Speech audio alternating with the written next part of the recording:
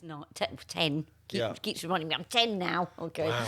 And it was just really cool to be back. I was 13 the other day. Yeah, Incredible. it's just Where it goes. so much fun. Well, I told you I've got a grandchild now. Yes. Just Yes. Louis. Little A Louis. new addition. So amazing. Which is wonderful.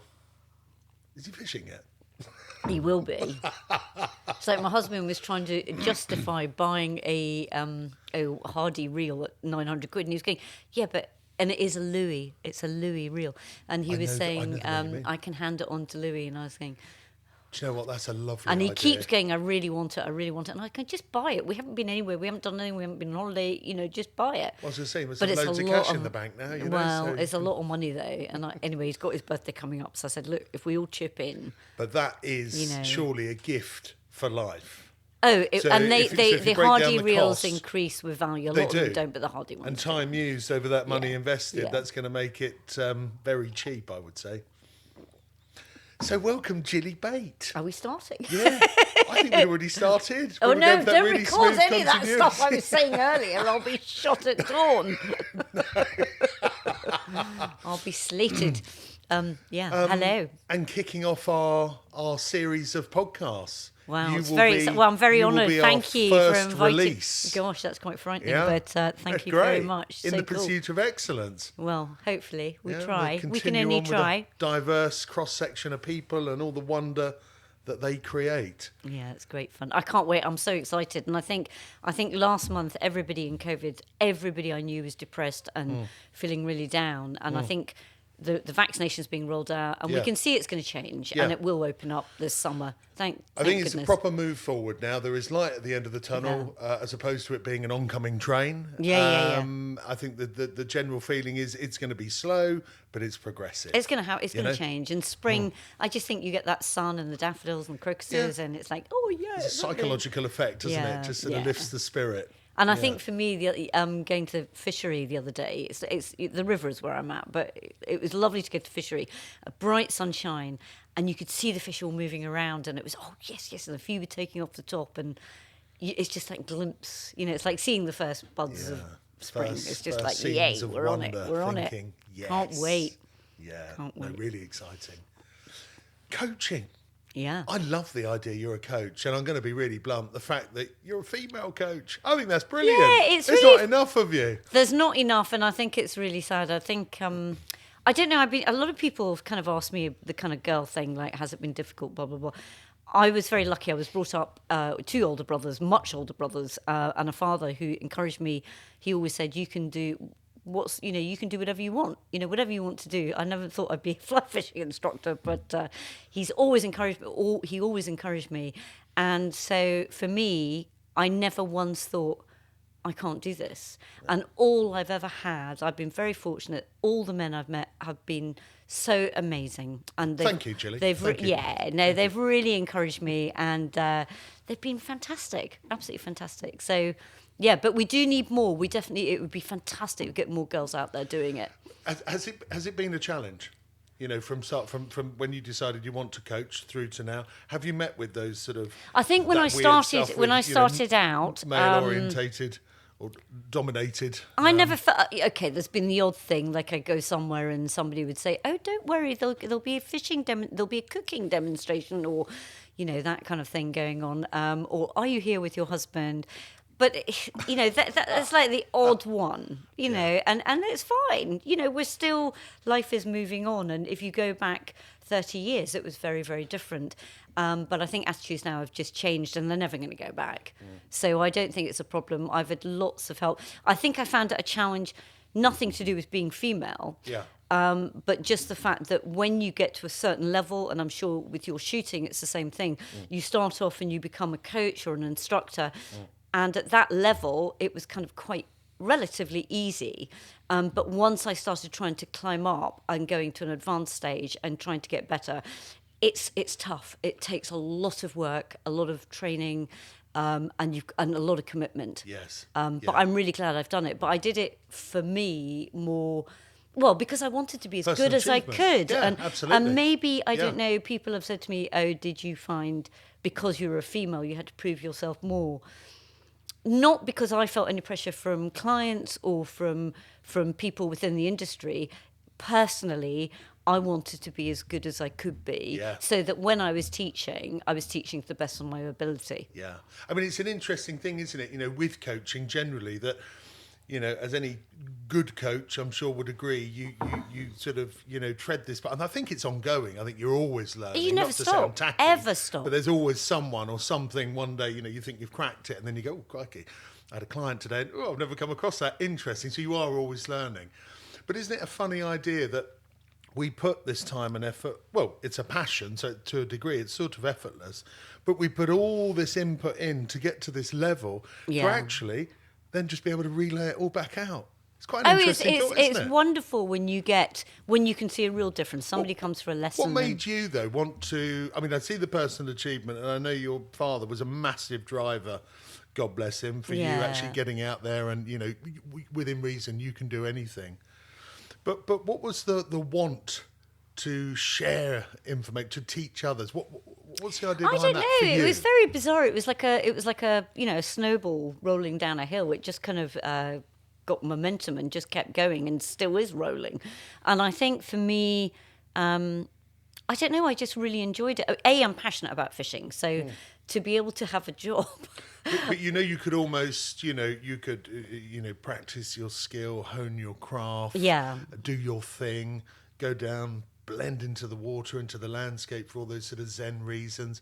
Why spoil it by bringing someone else into the fold? Oh, because I think it's a great thing to share. You know, it's like giving a gift. You know, when you buy a present for somebody, it's watching their face open that present is the exciting bit. And I think for me, it's all of that. It's when you get people who are really keen and they're struggling, and maybe something tiny, you know, they might have been told something by a friend or a partner, and you go, no, try this. And it can be something really small, and it can make such a difference, and you light bulb moment.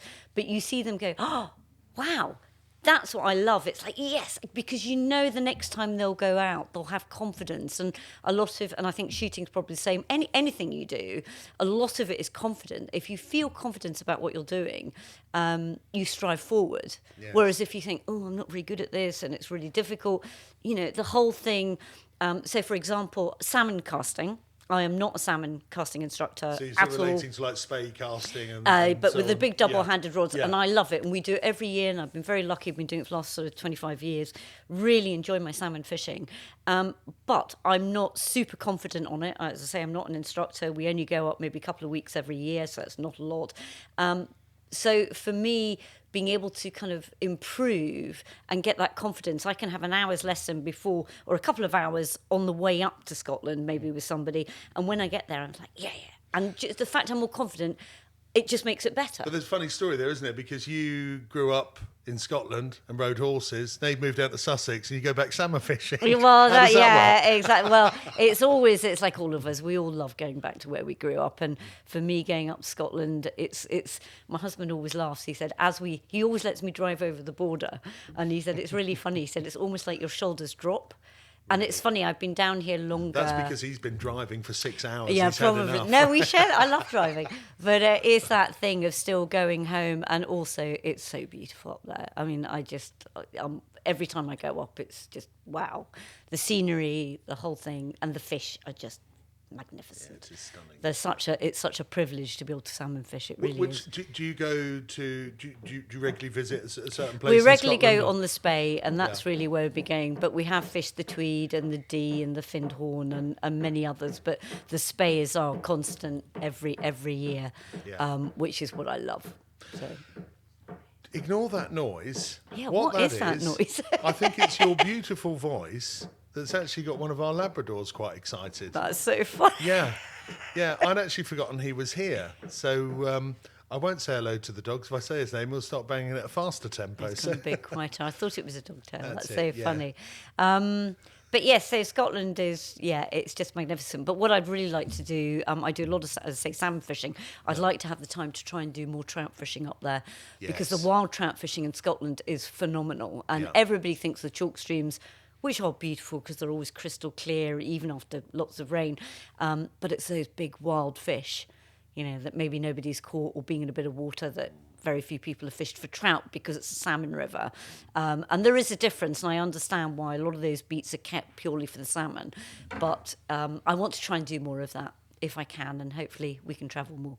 So where did because I know you originally you were very much into horses and equestrian sort of Well, it's life just being out, yeah, pony where mad. did the fishing kick in? Yeah, and the horses stop? Well, when I was growing up, obviously growing up in Scotland, my father we would go out. I was very lucky. We'd go out for picnics and we'd travel around, and I would see people fishing, and I had a fascination with water. Always have had, of that thing of, looking into water and seeing things. That alien world just always fascinated me. And swimming as a child in rivers and things up in Scotland, freezing, but you do it. But I'd no interest in fishing myself, and then got married, and my husband he's fished since he was about 10 years old. So he took me kind of lake fishing, and then we would go up to Scotland, and I would sit in the car while he would thrash the river to a foam in the pouring rain. You reading a cookery book whilst he was Well, doing that? Indeed. But I just thought he was completely mad. And then 2 sons.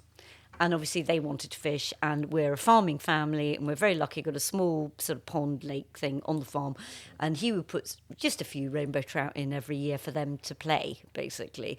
And so I would then end up being with the boys and helping them, and they started doing a children's course, Hampshire Salmon and Trout Association.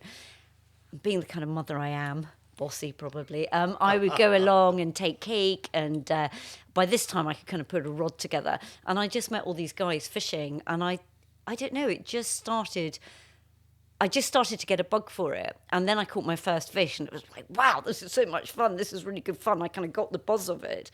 Then we got invited up to Scotland with some friends, and what I really liked was there was a big crowd of us, there was 14 of us in a house salmon fishing. And it then became a social thing. Yes. So fishing can be a very isolating thing. Yes. Or you can do it with friends. And I just loved the idea of being with friends, catching fish, and then the excitement of, how did you catch that fish? Talk me through it, And I don't know, I just found it really exciting. And I think, but I was still riding. And then I do think things happen. I think a lot of things happen in life for reasons. Yes. And I had a very, very bad riding accident when I was 39, having ridden all my life. But I smashed all my pelvis up, and so I couldn't ride. You've healed quickly in a year. Sorry? I said you've healed very quickly in a year. Indeed, just Incredible. 1 year away. Yeah, no, a long time ago. And I had this riding accident, and I just thought, my children were young at the time, and I just thought, actually, I'm going to take a break from the riding, and I'm going to get more into the fishing. And so I think it was meant to be, because it kind of pushed me towards the fishing side. Mm. And then because of all the people I was meeting, and because I was doing more fishing, and I was a woman and one of few, people started asking me to teach their children or their wife or their sister. And I was like, well, I don't really know what I'm doing. So I thought, well, I want to get better. And I was encouraged by others, which was fantastic. I had all that encouragement. And so I took an instructor's course, or coaching. Well, I did both coaching and instructor's course. Yeah. Did that and qualified. Again, not really sort of thinking this is going to be my job. It was just, this is going to be lots of fun. But I mean, that in itself is a huge achievement, and it's interesting, that shift, that you rode horses to whatever level, doesn't matter, but you didn't become a BHS instructor. I was never, I love my horse riding. So you've almost found a new passion, but it's that amazing drive as well. So to change sport, yes, I can see that as a natural, you fall into something, right time, right place, different age. You think, yeah, this is great, lovely. And I can see that it's, Actually, it's interesting. It's interesting, actually, you kind of bring that up, because I do wonder, now that we're talking about, maybe with the riding, there are so many amazing people. And I was never, I was safe and I was solid, but I was never going to be a top. I was never that competitive in my riding, actually. I just like galloping around the place. Yeah. But with my fishing, maybe at that time, because there was very few women doing it, I saw a kind of sport that I could kind of fill the gap, and it wasn't so competitive. Yes. And so I felt quite comfortable.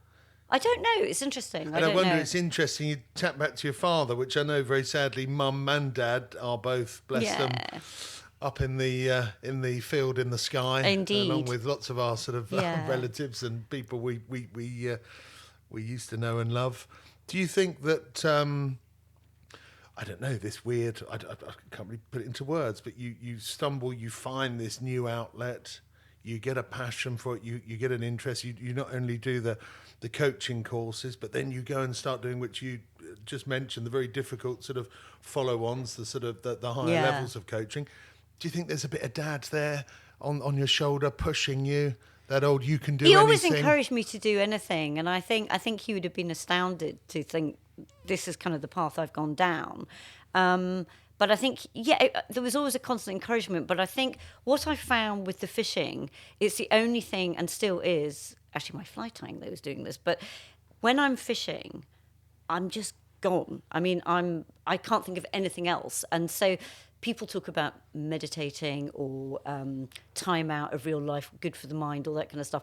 And I find with my fishing, that's when I mean, my husband will quite often say, "Where are you?"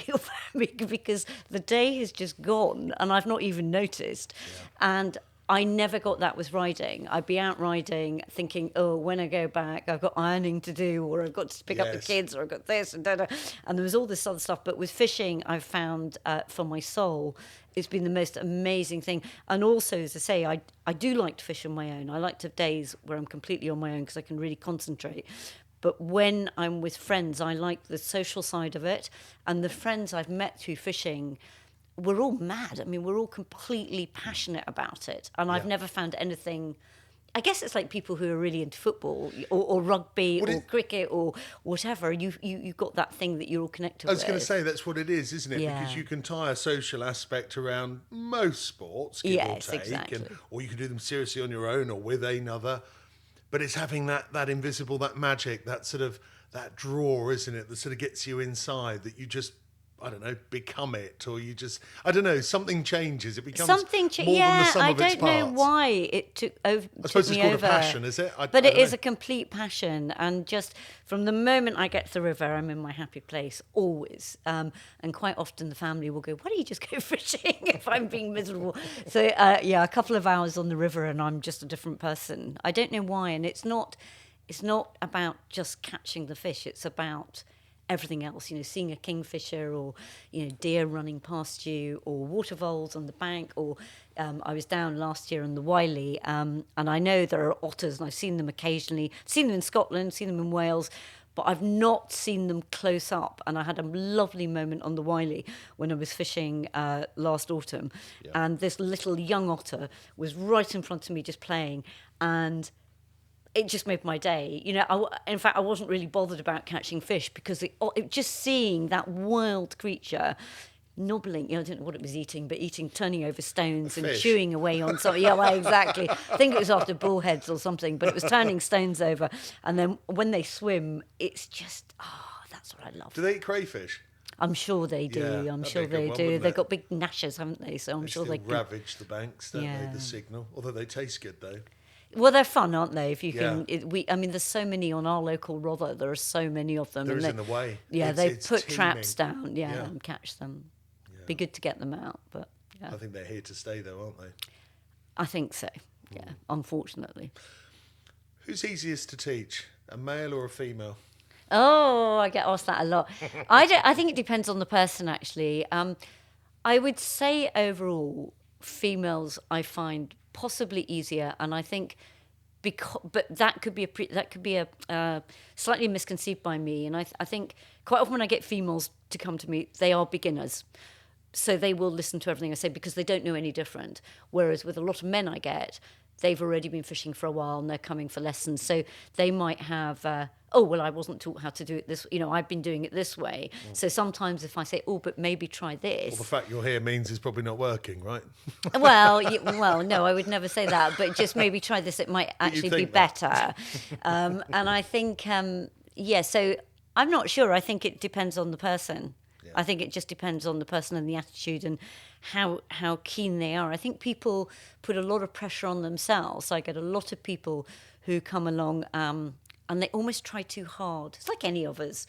And they get anxious about what they're doing and, it's not good enough. And, and so you then have to step in and say, okay, let's go and have a coffee, or let's just catch a fish, or let's look at some flies and move them so that they're not stuck on one aspect of what they're doing.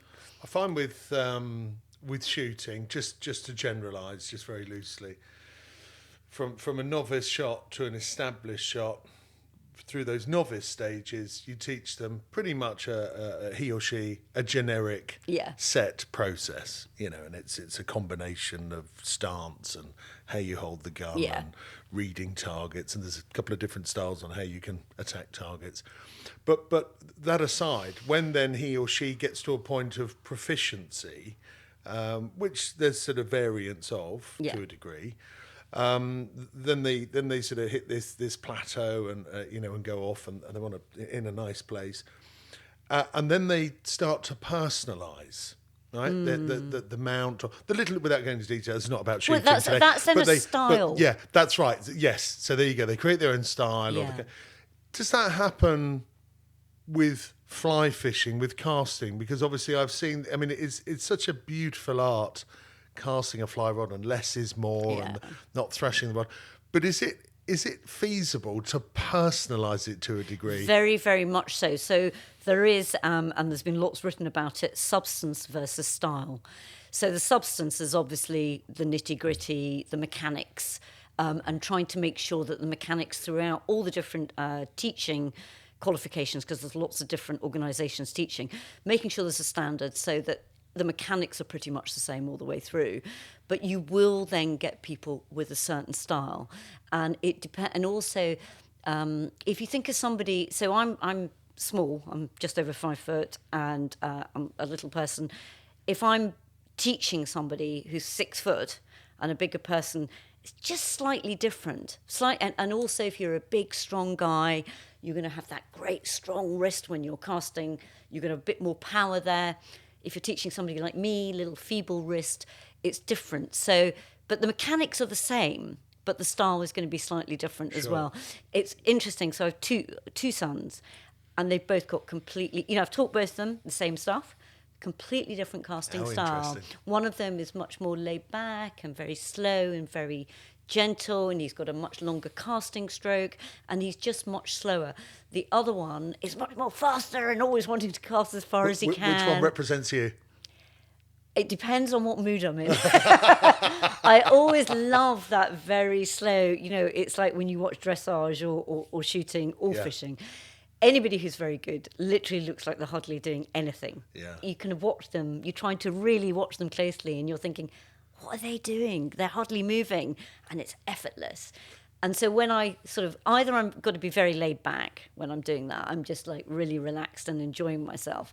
But sometimes, I will get a bit overexcited. I get very overexcited when I'm saltwater fishing. Yes. Because I don't do it very often. Yeah. But when I do it, if you're out, and the problem with the saltwater stuff is you might get one shot. So you'll be after a permit or something. It suddenly comes around the corner. You've got a guy on the boat, on the skiff going, okay, 10 o'clock, cast.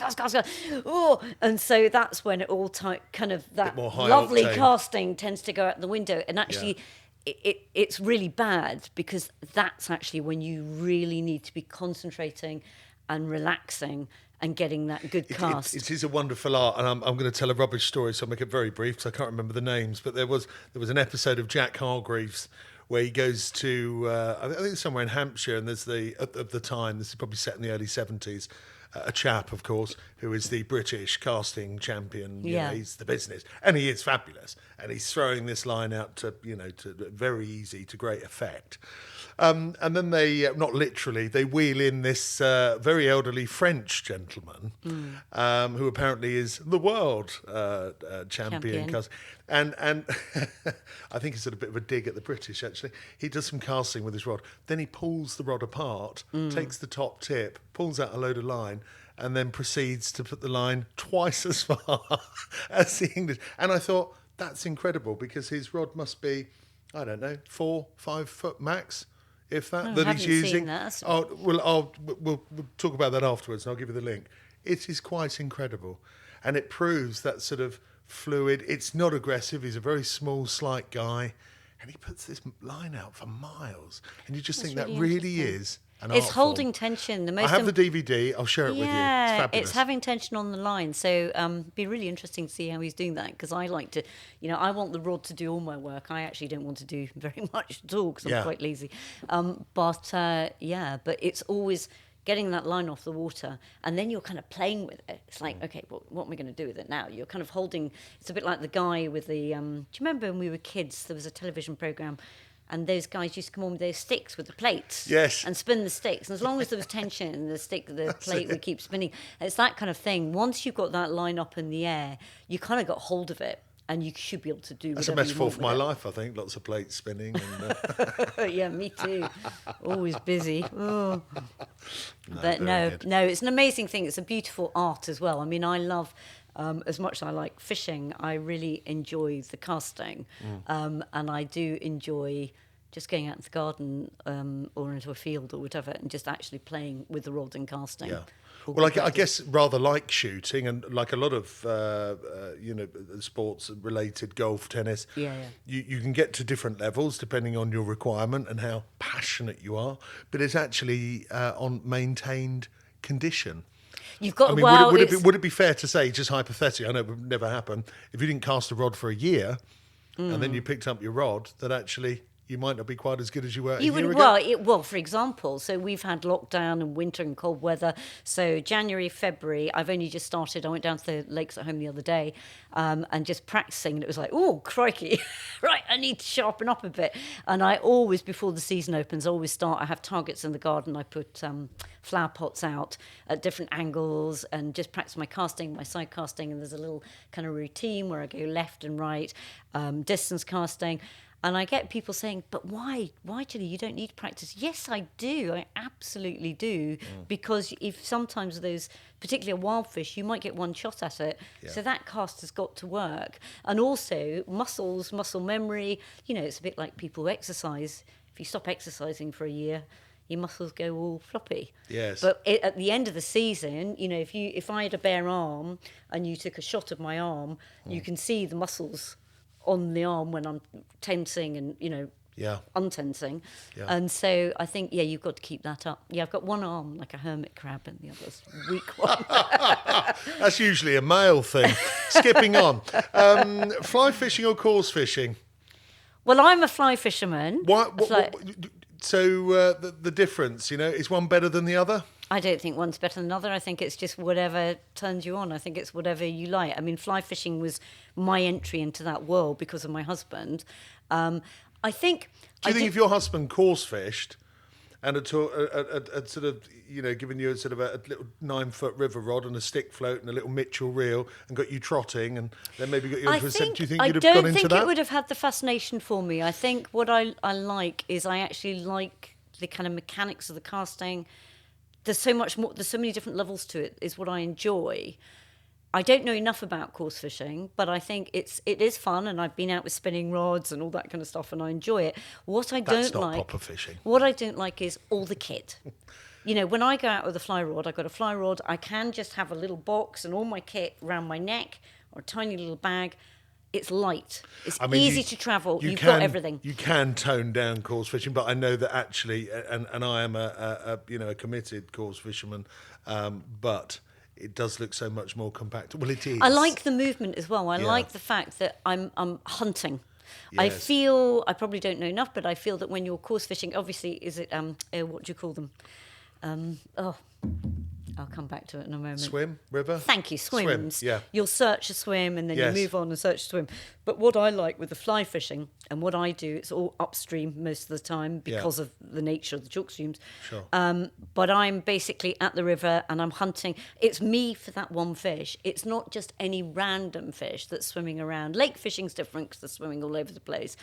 But in a river, I'm trying to find that fish, and it's me against that fish. Can I catch that one fish? And there are some fish which I've sat down for an hour, watched them for ages and ages and ages before I've made one cast, and just watched and maybe missed them and practiced again. And that's the buzz for me. Well, I suppose it really, I mean, I know some people are committed and, I do this and therefore, I've got a yacht, so we couldn't possibly have a speedboat. That would be appalling.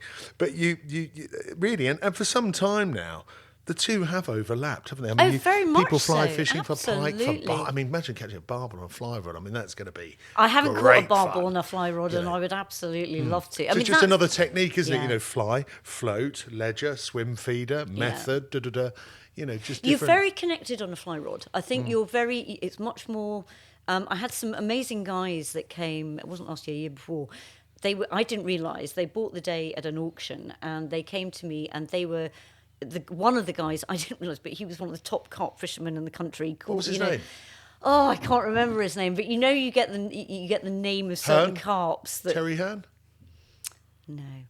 I I'll think look him up. I He's think on my I think Instagram. he's But top of the anyway, game at the moment. he was such a cool guy. You probably don't know this, but Jack is Hownhall's answer to carp fishing. Oh, how cool. Well, he is, we'll have to, no. he's the man. But this guy was amazing, and he said, I've always fancied just trying all the idea of fly fishing, the fact it's lighter.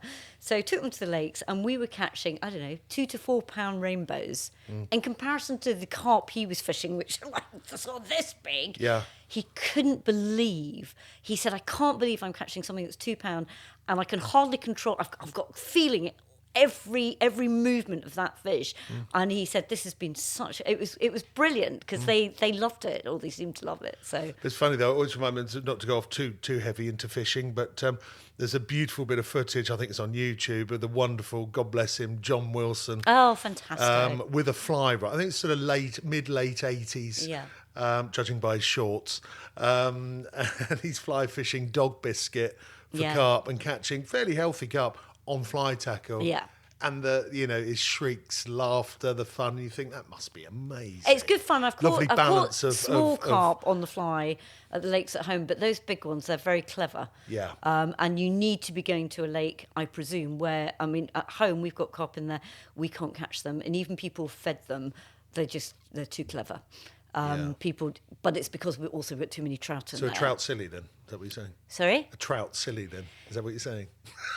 Yeah, I think the carp are very wise. I think the carp are just lazy, yeah, and probably, yeah. But I have bottom caught them, and feeders. it's always catching another species in a fly rod is always great fun. Pike and the fly are hellish fun as well. Oh, I I can really imagine. enjoy those. Oh, They're yeah. Brilliant. What do you think generally, Great Britain, all of our wonderful rivers and waterways, amazing. do you think they're looked after? I think they're getting better. There are so many. So at the moment, in fact, I've just been. There's a new group that have just started up called River Action, and the Angling Trust. There's lots of people trying to do Yes. Wild Trout Trust. There's some great names out there. People supporting them, and but it has to be done. I mean, some of the rivers. I mean, we've had all sorts of problems on the on the Itchen with watercress pollution, where they've been washing the watercress and stuff has been going out, and they've managed to close down some of these things. But there are problems, and we used to. I always think because I do tend to have a very optimistic outlook and think everything is wonderful and rosy in my little world. But on the river test, I know when I talked to some of the older guys that have been out there for a long time, and they were saying, the mayfly hatch going back 10 years, 20 years was unbelievable. And I can see a difference now. There are less insects, and they're doing river counts where they will take...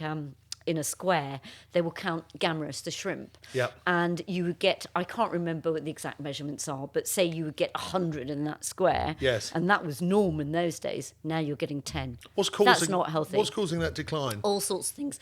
Pollution, dare I say it, from agriculture. My husband's a farmer, but luckily we're not near a river course.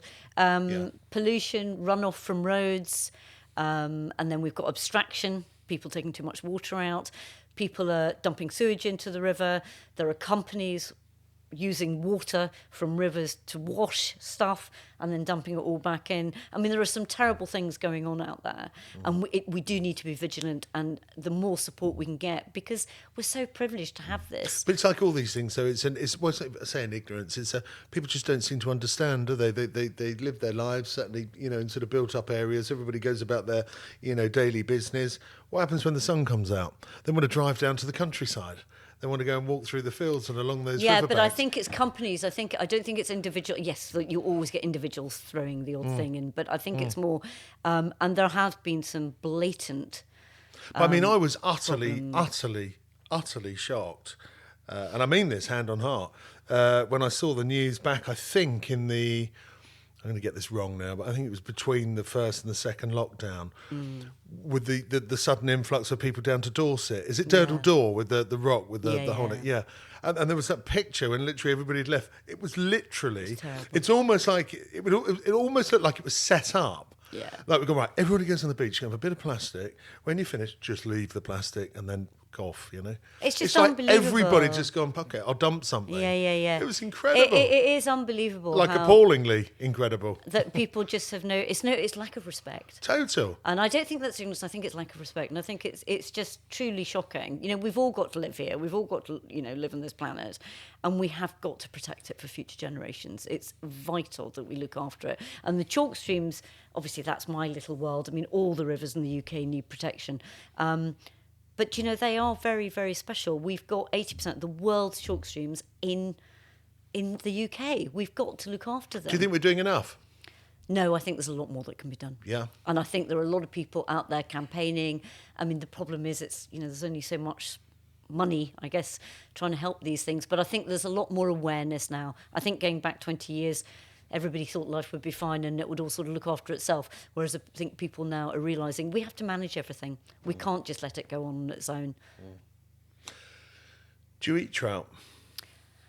I occasionally eat trout. Do you think it's eaten enough? Do you think enough people eat it, buy it? Do you think there's enough available? I think that people should definitely be eating smoked trout. Yes. I don't understand why people aren't eating more smoked trout. I think smoked trout's fantastic. Yeah, it's stunning. And I don't see why not, why people aren't that keen on it. But then fish generally, if you think of the population as a whole, a lot of people don't eat fish. Why is that though? I think with some fish it's the bones that puts people off. They don't know how to fillet them properly. Trout, when you fillet them, it's easy to cook them, and there are very few bones. The bones are only on the edges, but there are very, very few. And I think it's lack of knowledge on how to cook them, really, a lot of it. Do you think it's tougher for sort of youngsters to get, into the sport now? And by that, I sort of cast my mind back to when I was very young and I used to fish a little section of the River Way, and that wasn't with a fly rod, it was with a little float and a piece of sweet corn, but I used to catch these little sort of wild trout, and if I caught one of a size, I'd bonk it on the head and take it home and gut it and eat it. That's what you and I should remember do. the first trout, and I not just saying this for continuity, I had my grilled trout, some little new potatoes and some sweet corn. What could be better? I mean, it was heaven. Yeah. I mean, do you think youngsters... you go to a river now where... I don't think you meant to fish the River Way, actually. But everything seems so much more restricted and controlled. And do you think that's true, or do you think there's still I think opportunity? possibly it depends where in the country you are. I think a lot of the rivers now, because there are so many anglers, I think a lot of the rivers are controlled. So there are very strict rules on fishing generally and how many fish you can take. But I think there are still pockets around, or free fishing, where kids can still go and they should be able to take a trout. I remember my husband saying he caught, is it a taupe? Yes. When he was not very old, I think Yeah. he went out and he brought it home, and apparently his mother cooked half of it, and he said they couldn't even cut it up because it was like leather, and it was that thing, it was that trophy of coming home, because kids. And I think kids love to know where stuff comes from. And I think that's the problem. Maybe a lot of them don't know where stuff comes from. But I think there are so many programmes now on television. And I think it's such fun when you catch your first trout and you take it home and you eat it. But I also get, it's very interesting at the moment, I'm teaching I've got a lovely little 10-year-old who's super keen on conservation. He's very keen on catch and release, and that's because he's so conservation minded. And I think with salmon, everybody has got into the catch and release. Yes. So it's kicked over for him onto the trout, and what is quite difficult for him is he's keen to fish all the time. And so, for example, last weekend we were at a lake and it's catch and kill on rainbows, and he was really upset that we had to kill them. Right. And I said, well, I'm afraid at the moment here, when we get to a river we can do catch and release, but here we've got to kill these fish. Yeah. And luckily his parents like trout, so they went home, but he just doesn't like, I don't know, he's just so Did it perk him up conservation when it was minded. cooked and presented, or was that even worse? Yeah, he will eat it. And Yeah. I mean, he's not vegetarian or anything. He just loves the environment. And it's amazing that at 10, he's asking so many things about the environment That's and amazing, protecting the yes, rivers. And apparently he's just done something recently at school on the chalk streams. And to the whole assembly, which is wonderful. Do you think children are taught enough about rivers and sort of woodland and agriculture and landscapes? And do you think there's enough of it in the curriculum? Do you think that's... Having not got children of that age, to be quite honest, I've absolutely no idea. I'm going to be really honest here. But I think there are so many nature programmes out. I think there are a lot of books out. But some of them are very, shall we say, sort of... they're sort of wrapped in cotton wool quite a lot of the time, I find. Do you think there's certain programmes, I think they give a certain feel of the countryside. And it's quite interesting. Maybe slightly unrealistic. Quite possibly. And I do think it's really interesting when I have got a group of children, or most children that I teach, one of the things they're fascinated most by is cutting the fish up. Yes. Like, it's its heart. And they love that. They think that's just amazing. And then they understand it. And I don't know why we're not allowed to see things like that, why it's seen as a bad thing. Fishing programs in the past, they used to catch the trout and they would cook them on the riverbank, and a lot of that doesn't happen now, although I believe Jamie Oliver and a lot of Hugh Fernley Whistle, they've been out doing things. Yeah, there's people working on it, but I think you're right. This is the problem. Digressing a little now into food. Food is purchased in plastic, in a tray from the shop. And most people don't, a lot of youngsters don't understand. But I think that's probably because they don't get the opportunity. And whereas ironically, a sort of mass-produced, meat with animals in not very nice conditions and not seeing, the light of day versus the stealth and skill of someone tiptoeing down a riverbank and hooking into a trout. It's fair game. They didn't have to take that fly. They might have come off that fly, but you landed them. And then that's in the pot. I think there's something. I don't know. I think children can see things. I think that it depends on where you're living. I think children in the middle of a town don't have access to that, and it's trying to get those children in towns to be able to have the opportunity. And I think there are. I mean, I know particularly in Hampshire, we've got I guess we're in the countryside, but that they are encouraging children to come out and to catch fish, and there is fishing for schools. There's all sorts of things. I think everybody's trying. Is that something you're involved in beyond coaching? I am not at the moment. I've got too much going on. I hope at some point I will have more time. I never seem to have enough time in a day to put things back. So I teach all ages, but I don't particularly have time to run. I've sort of listening to you talk, and I've seen you fishing before and casting, which is amazing. And I'm just sort of picturing, a sort of a bank setting, the little hut, nice day, 30 youngsters, shock horror, sat there and they're doing different things. I mean, what an amazing experience. And it's not, as I say, on the riverbank. And that really would be lovely for inner city, wouldn't it? It's not necessarily about getting them to cast a rod and to catch a fish. It's about being out there. It's about finding tadpoles. It's about picking, looking for newts. It's about looking at the dragonflies. It's about opening their eyes out to this amazing world that is there. Yeah. And I think once you can sow that seed of how amazing it is, if you can sow it in young enough, I do think the kind of looking after the environment and the impact of how we affect the environment children start to then pick up on that. I think if they've not experienced it, then obviously they're not really going to know. No. So it's encouraging them to go out. But I think everybody's trying to do things and get people out there more. Yeah. Yeah. Well, it's got to be good, isn't it, to open the mind, being surrounded by a town, sort of high rises, sort of built up areas. Yeah. There always seems to be that. I see those programs on the TV, and you see those youngsters. I think there was one where they went to a farm, and they were sort of in a city and came out, and some of the reactions were sort of negative, because of the mud and the goo and everything else. But others were sort of, this is amazing. Yeah. Space, air, trees. Well, grass, I think, if we go back to the kind of COVID thing that we've all just been living through, the one thing that they've all come round with is that we all need to be outside. And beyond all doubt, I mean, at weekends you can see people cramming to get on top of the South Downs, trying to get to beaches, because you feel better being outside than stuck inside concrete. It's just natural. We're meant to be outside. We're not meant to be in artificial light and stuck indoors. It's not good for you. So you've got these people coming to see you. They want to learn how to fish. What makes a good coach? Oh, Let me refine that. What makes a good fly fishing coach? I think so many different things. I think, first of all, picking up on the person's personality and how to pace yourself with that person. Do you need to be a really good fisher woman or man to be a good coach as well? No, I don't, actually. I think... Depends what you mean by that. Yes, you need to be able to catch a fish. You need to understand how to cast a rod. But do you need to be the very best and have won competitions? No, you certainly do not. But I think what you need to do is you need to have an empathy with the person you're looking after and making sure... The main thing is making sure they're very comfortable and they're having a good time. Yeah. They're enjoying themselves, because nobody will learn if they're not happy or if they're finding it too difficult, if they're miserable. You need to be patient, because some people will pick up a rod and you get the odd person who's quite natural at it. And it's like, oh, great, we can move this forward. And they're getting excited because you're getting excited and you're rubbing off on each other.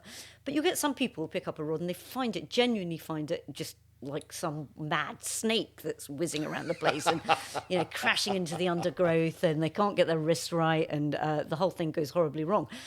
So you've got to have that patience and also that ability to keep moving them on without them kind of realising that you're changing what they're doing, if that makes sense. Yes. Yeah. You know what I'm talking about. I do. It's quite difficult to put that into words, because that sounds as if I'm being slightly condescending to the person I'm teaching. I'm not, but you've got to have that ability to make them feel that even if they've done something small, they've achieved a lot. Yes. Because I look back to when I started and, thrashing into foam. And it takes a long time to kind of get it right. Well, it's one of those things as well, isn't it? The harder you try, the tougher it becomes. Yeah.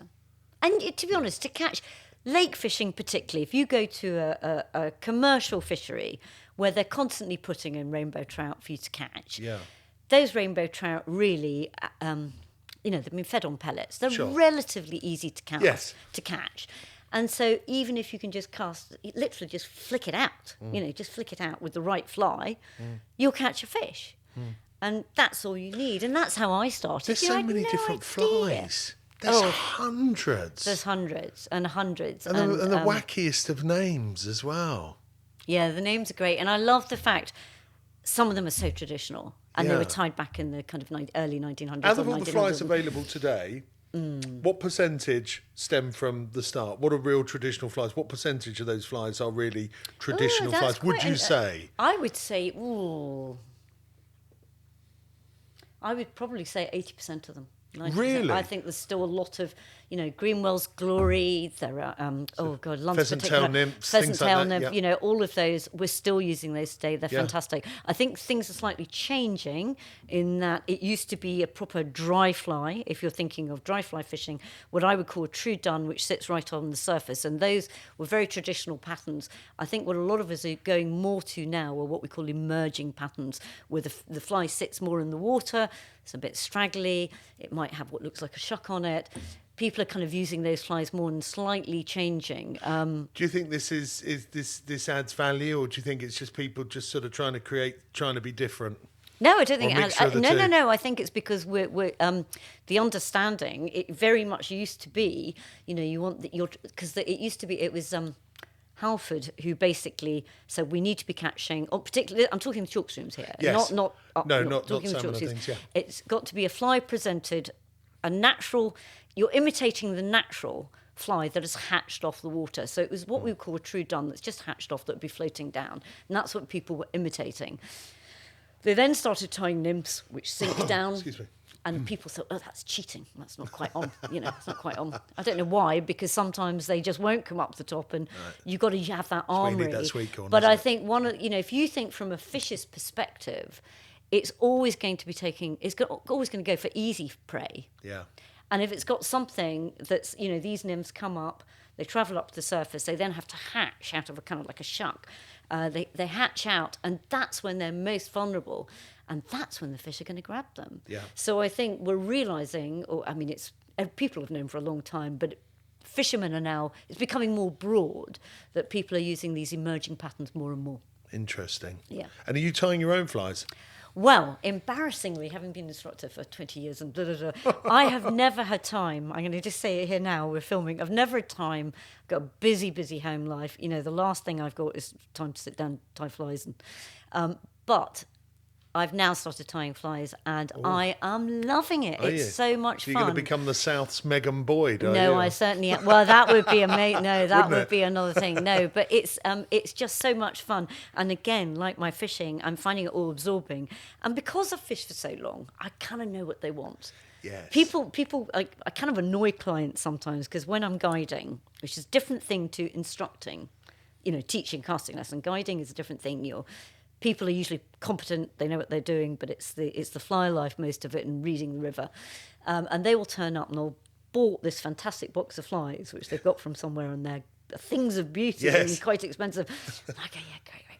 And we'll be on the water, and I go, okay, but you just use one of mine. And they'll go, well, what's wrong with these? And I'm like, oh, I'm really sorry. I just know this is what. And so all the time, I'm kind of, now when I'm tying flies, I'm kind of thinking, looking at it from below, thinking, what is it the fish is seeing? It's not, and that's so often you'll go in a shop and you'll be looking at flies, and some of them are definitely to catch the fishermen. They're almost too perfect. The fish is looking at something that's a bit, maybe got a leg missing. But or I do it's see it's a struggling. lovely therapeutic art.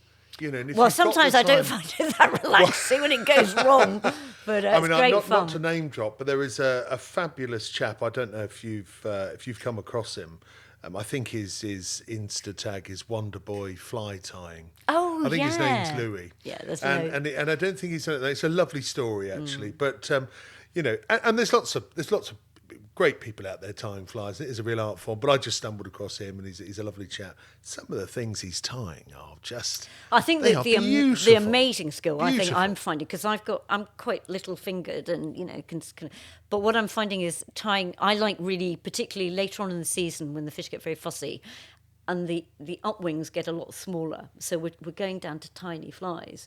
And it's when you look at those guys who are tying size 20s and 22s, you just think that they are perfect. Oh, they're absolutely exquisite, and how they tie them. Do they have a giant sort of magnifying thing? Oh yeah, I've got my vice here, and I've got this massive magnifier, which is brilliant because it's kind of depressing because I can then see where I'm going wrong, in tying them. But it's great fun, and I mean it won't save you any money because you end up buying. I'm now realising, oh, but I haven't got this, and I haven't got that, and I haven't got this, so I'm going to have to buy more and more stuff. But it's the fascination of doing it. It's fantastic fun. I'm loving it.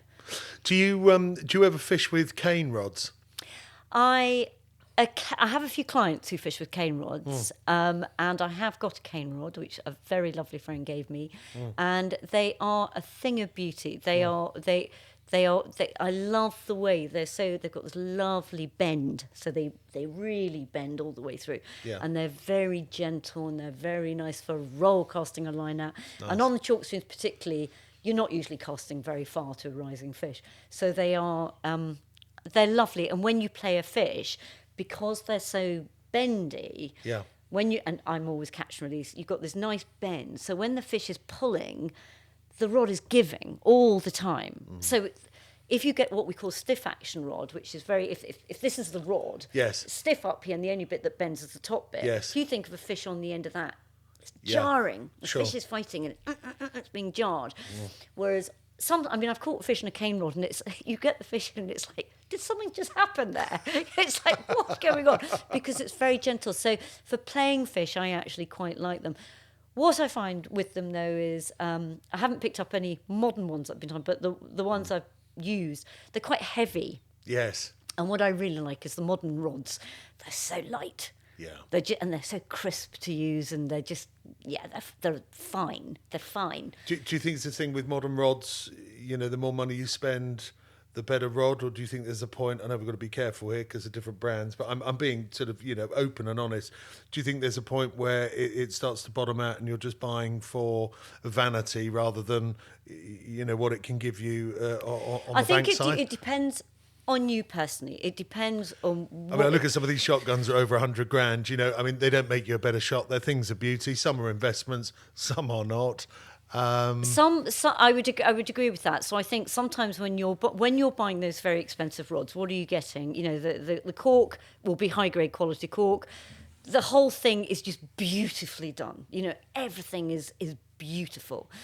And some of those rods, when you pick them up, I'm not going to name names because it's too difficult. No need. But there was a rod I picked up. In fact, I don't know if it was last year. Anyway, it was a new rod that had come out on the market, and I picked it up. And it, honestly, to me, it would be the equivalent of playing a Stradivarius. It was just a thing of joy. Yeah. I could feel everything. So it was fantastic for distance, but And that's it a bent all the personal way thing though through. as well, It was isn't it? just like, oh, what? That's just a thing of beauty. But it's an awful lot of money. Is it going to help me catch more fish? I can pick up, again, I'm not going to name... but a much cheaper rod. I could pick up a rod that I've picked up off eBay that cost, 50 quid or something, Yes. with a fly line on it, and I'd still, you would still be able to catch fish. It's the beauty, and also the fly lines Yes. are very important. If Yes. you can have that rod that costs £1,000 and you can put on a really rotten fly line, the wrong kind of fly line for what you're trying to do with it, and the two, you'll never like it. It will be horrible. So I think a lot of the time it's getting those two together, and also buying the fly line for what you need. Yes. Are you nymphing? Do you need a long presentation? You need a Yes. long front taper?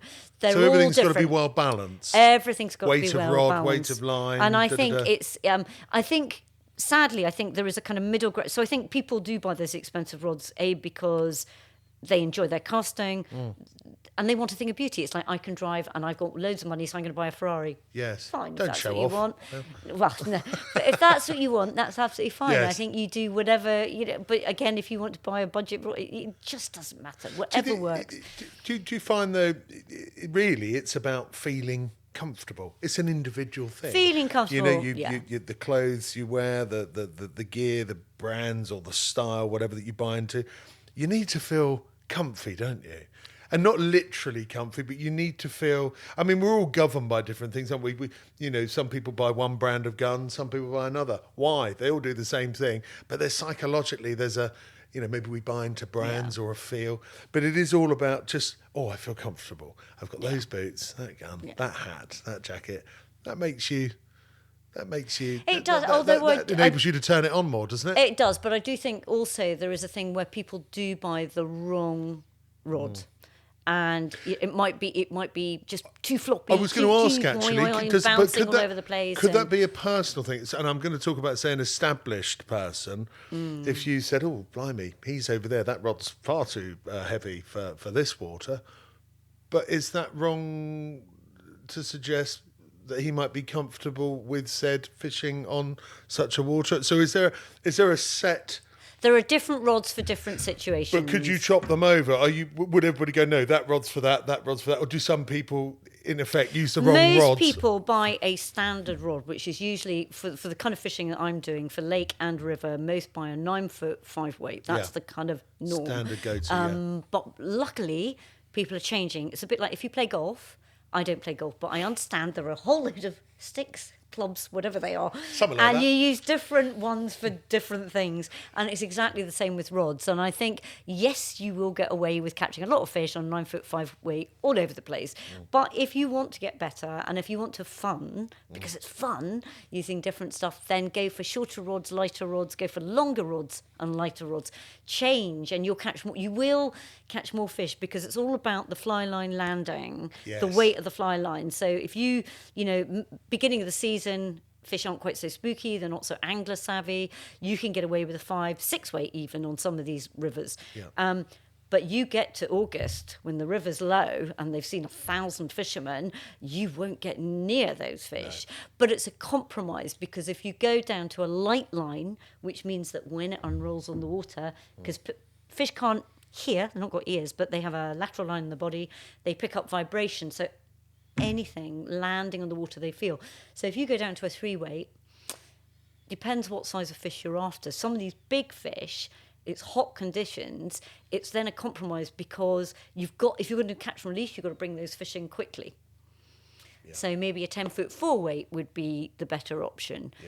Depends again how competent you are.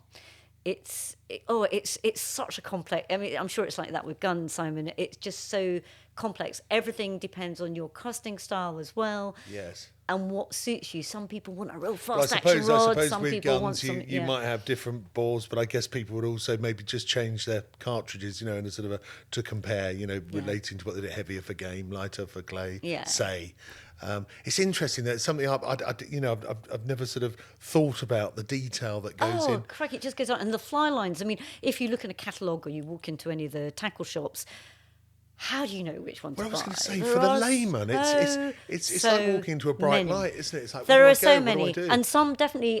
So it depends what you're using them for. As I say, if you're nymphing or if you want very light presentation of a little delicate dry fly, they're all for slightly different things. Some of them are better for spay casting because of the taper, the way it's shaped, and some can hinder you, and some can really help you. So sometimes I will get an experienced angler will come along with his rod that he's been using for a couple of years, and he's got a line on it, and it's like, I'm not getting much out of it.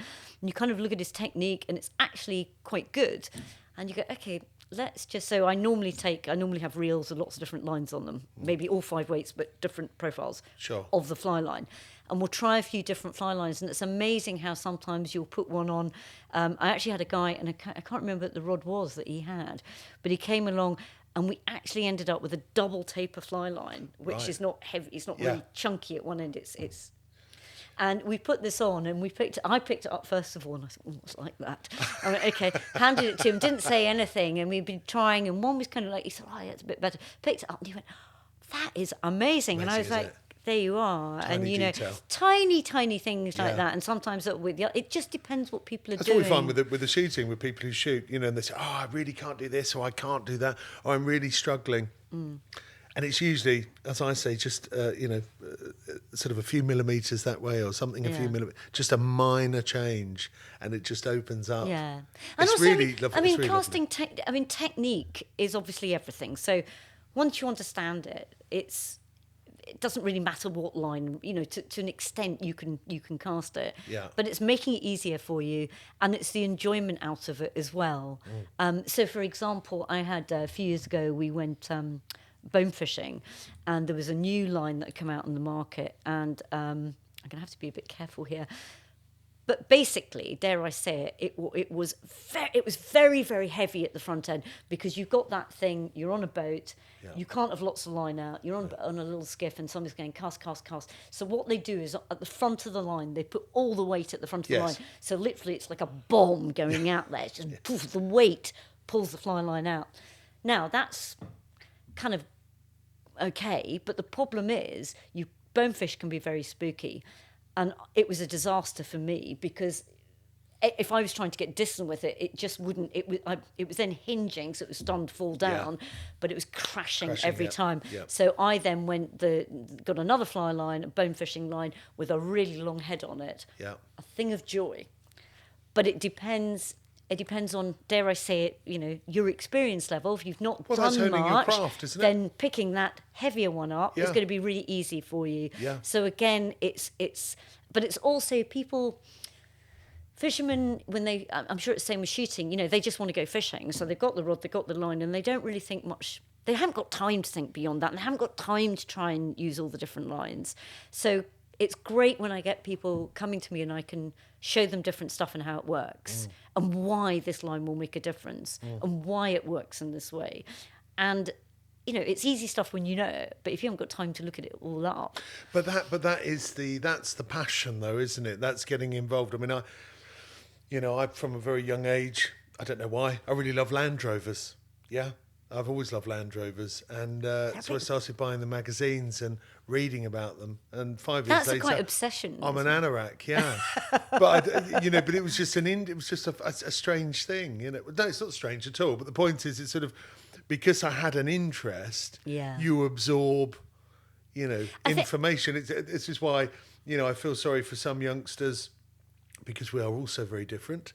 And some people are, super bright and sharp when they're young at school, and others not so. But then when they get into their late teens or their early 20s, they then blossom. Yeah. And then have this ability to withhold information. They have a passion. I think that is what then, takes you on the journey. You say there's lots of lines, lots of different details, but that's the fun, isn't it? And I think if you don't get that, maybe then you're doing the wrong thing, or you just keep it basic. You have one rod, one bit of line. And I think people have a lot of guys I see, they just haven't got the time. So they maybe come down, they maybe have 4 days a year on the test, and that's it, or 5 days a year. So they although they love it, they just haven't got the time. But that's different though. Then surely you just go, well, look, I want a guide. Can you just set me up? I'm really into it. But if you can just take care of the details and I can just enjoy the actual motion and being. I mean, I sort of get that. I do, but it's great when you can. I mean, I've got a lovely, lovely client who is a friend, and I've known for years. He's been with me for a long, long time. We now just fish together quite often. Lovely. And I don't know quite how old he is. I think he might be 70-ish. Right. Maybe late 60s, early 70s. I think he's 70s, early 70s. And he's been fishing with a certain way. I've got him to buy different rods now, so he's got 9 foot, but he's got 5 and he's got 3. He's got 10-foot 3, so he's got some different rods. Anyway, last summer we were out and I was trying to get him to use a longer leader. 9-foot leaders are the standard most people use. Yeah. Okay, most of the time I use, not most of the time, but in the summer I'm always using much longer leaders. Yeah. And anyway, so I said, look, it's going to be really difficult. Why do you use a longer leader? Because if you think about, remember I was talking about the fish being frightened of stuff. Yes. I want to keep that fly line, which they slightly feel, as far away from that fish as possible. I'm just saying, if anybody's listening who's thinking if I can get a 15-foot leader, the fly line's way back here. I have been out before where I've put on a 12-foot leader, nothing, gone to 15, nothing, gone to 18, then I've started catching fish. What's the max length on a leader that's going to then start affecting the cast? Oh, I don't know. I mean, 18 foot's about my limit, really. Yeah. I haven't gone beyond that. Yeah. I'm sure there are people out there who do. If you need but any more than it's that, trying surely to get the it fish to are far fly. too scared to catch with anything. Well, it's not so much that, but if you've got a really, really long leader and it's quite soft and supple, you're going to end up with quite a bit of slack, possibly, and so you'll miss the take. I think the fish will take the fly, but you'll miss hooking into it because you'll just be too far away from it. But this guy came along, and he was, no, I can't, I'm not, it's too difficult for me, I'm not using a 12-foot leader. Okay, so I didn't say anything, I just put a 12-foot leader on, and we went out together, and there was a little wild fish rising. Okay, so a little tiny fly, cast it out. And he did the cast, and as he did the cast, he turned around and he said, did you see that cast, Gilly? Wasn't that a beautiful presentation? Okay, do it again. He did it again, and he caught the fish, and he went, I'm so pleased with my casting this morning. And I said, you got a 12-foot leader on. And he went, I can't believe you did that. Now, and he said to me at the beginning of this year, because we're going fishing this year, and he said, of all the things you've taught me, he said it's changed my life. And he's now adding tippet, he's now maybe stretching to 15 foot, and he said, and understanding why he had to do it. And did you see that? Tiny thing. You saw him casting and you thought, I'm going to make that change, but without telling him. Yeah. Yeah. See, that's fabulous. Well, we hadn't even got to the river. I just knew. Sorry, having been out with him many times before, so you I thought, just knew that day. Here's my chance to make a difference. It was spooky, and I just thought we'll try it, and it was just so funny. See, that's fabulous. And again, the leaders as well. Some of them are quite stiff. Some of them are very supple. So again, it's looking at lead materials, tippet materials. I mean, it's just endless. It's endless. Yeah. But it's such a lovely sensation, isn't it? Even just to stand there and watch him and then see that reaction. It was just his joy. I mean, it was just like, that's such a simple thing, but he just didn't know. It's just because he hadn't had time and I guess it's having time. If you're really obsessed, then you'll read Trout and Salmon magazine. You'll get all the hints and things. There's always information. But again, people are busy. They haven't always got time. I think you take it to a level that fits, don't you? I mean, we have people that come in the school that, and not to devalue metaphorically, but they just have a standard gun and, the like same coat when I came to see you. Yeah, exactly. I only do a bit shooting a tiny bit. Yeah, they come in once in a blue moon and that's their fill and they have a coffee and that's great. Yeah. And actually, they're brilliant because they don't want to talk about cartridges and chokes and all these detailed bits, that most do.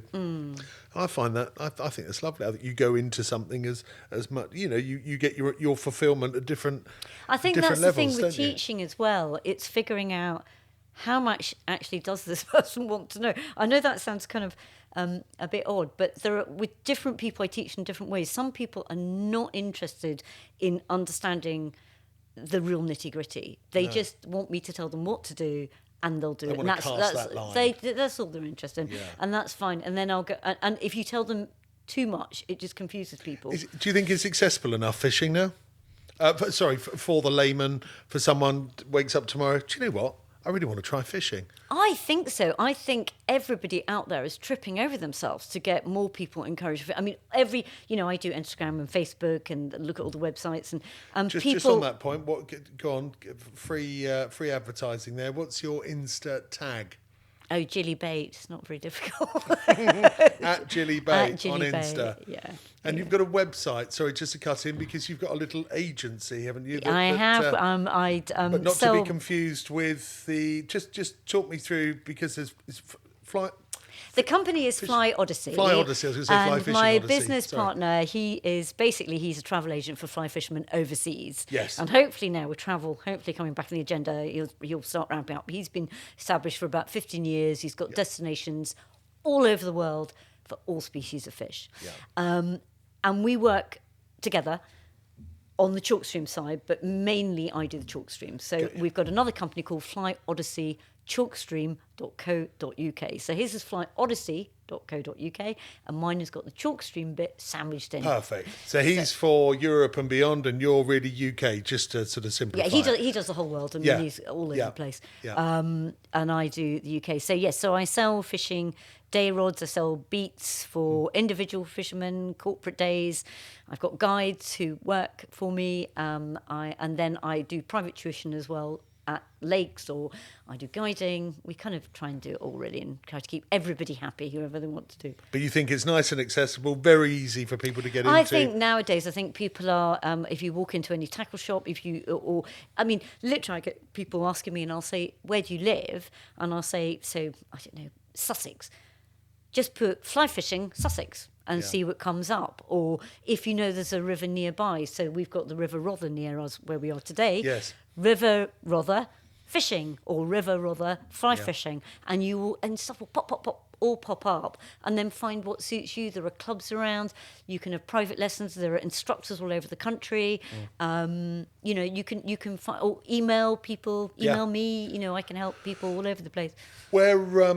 Where does Gilly Bate go over the next 5-10 years with coaching? Obviously with fishing, you'll keep fishing, but have you hit your spot now? Are you just a very good coach? You've got a good client base. Hopefully, you'll add to that. Or are there developments, things you want to do, moving beyond? Oh gosh, that's a big question. I don't know. It's very funny. I've never really planned any of it, so I don't know, I'm just kind of rolling with it. It's still going. That ball's still going. And I never thought when I started out I'd have ended up doing some of the stuff I've done, and I've been unbelievably lucky, and all my lovely friends and everybody out there. I can't thank all of the people, and they all know I've had so much help over the years. It's been phenomenal. I would like to do more fishing around the UK. As much as I love my overseas stuff, I'd like to do more trout fishing around the UK. I think there are so many amazing places.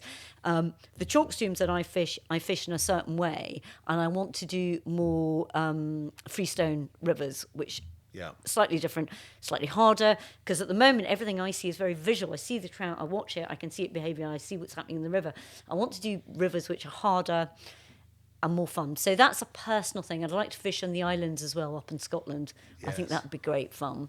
It's amazing, isn't it? So many wonderful places, even in our little isle. And even there's loads of us. Teaching, I hope. I want to maintain the level. I think I got to advanced level, which I found hard to get to that. I'm very happy. I won't get to master level. It's just. Why? Sorry, you won't. Why? Because it's like being a trained athlete, and it will. Is that a time thing though? It's a time thing. So it's not the a commitment. Practice. You're obviously and also capable. No, I don't think it's so hard, and it's very technical, very very technical. And the thing with the boys now, I am doing a boy girl here thing, and people might not like it. Okay. So when I started out, I wanted just to fish. I wanted to get better at casting.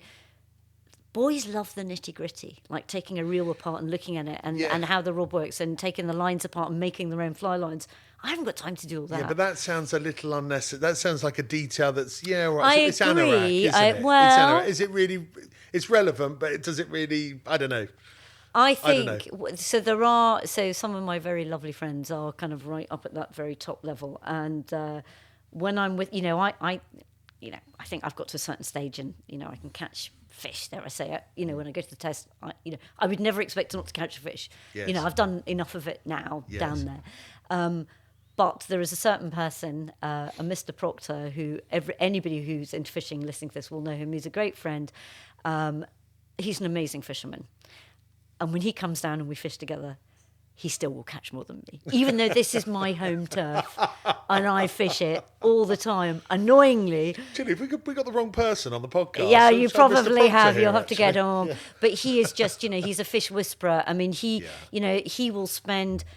You will fish with him, and before you even catch a fish, he'll be sitting for an hour. And I've phoned him sometimes, like, what are you doing? And he's going, I'm just watching a fish. I'm coming out tomorrow to get it, but I thought I'd watch it today. And you think, that's commitment. I haven't got time to do that. He sounds like the Chris Yates of fly fishing, although I think Chris Yates did do a bit of fly fishing. No, I mean, but, he's phenomenal. And just I that think to get to that stage, you have got to be... I mean, I'm obsessed. He's really obsessed. Yeah. And the most amazing fly tyer. And you have to have it all. And I'll be talking about things... And he will suddenly, he's been tying flies since he was 12, Right. And it's that knowledge that, sadly, I wish I'd started when I was 12. I wish I hadn't waited till I was 25, 30 to start. 25 was when I caught my first fish. Yeah. But really, it was 30 when it started kicking off, 35 when I really started to get into it. And I just wish I'd started sooner. But, Well, do you know what? I know what you mean. And there's lots of things I wish I'd started when I was younger. And then you get into it and think, But you've done it. You're doing it. Yeah, and You're love it. You're bloody good at it that's as so well, kind. which I know firsthand. Although I think I'm going to need quite a few more lessons. No. You've been an absolute pleasure. So interesting. We could go on and on and on and on. And I thought, well, rather than do that, why don't we get you to come back maybe at the end of this coming season? And we'll have to go out and fish together. Then we'll have lots to talk about. Well, let's create some more. Let's That'd be do some awesome. stuff to create some more chit chat, Yeah. which would be fabulous because I could talk for hours. Well, Simon, thank you so much for inviting me over. No, it's a pleasure. For doing your first podcast. I'm absolutely honoured to be Yeah, here. no, But you're it's so kicking kind, it off. and it's We've set a very high been great bar, fun. so watch out next guest. But, Thank you. Gilly Bate, fly fishing coach extraordinaire. Thank you very much indeed. Thank you. And we'll hopefully Thank see you again Simon. really soon. Okay, bye. God bless. I'm exhausted. Cool.